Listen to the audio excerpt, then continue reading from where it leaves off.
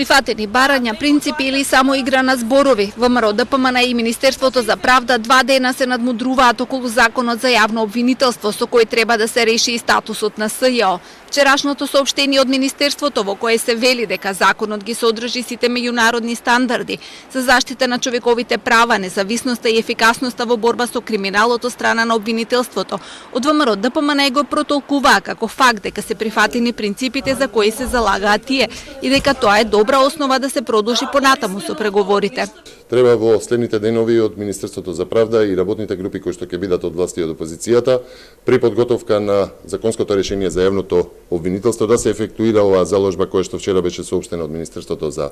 правда дека се прифаќаат принципите како основа врз која што ќе се разговара и секако почитување на она што беше барање од ВМРО ДПМН дека трговија со правото и со правдата врз основа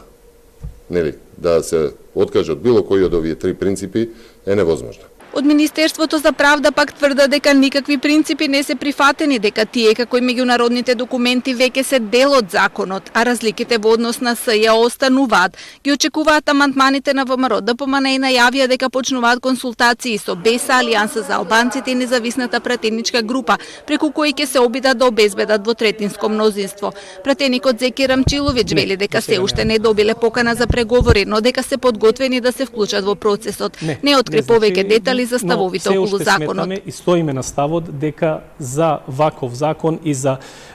решение од кое што ќе произлезе и статусот на СЈО за закон кој што е донесен од најголемите политички партии, тогаш сметаме дека навистина е потребен консензус и верувам дека можеме да изнајдеме дека до толку имаме државотворен капацитет за најважните прашања да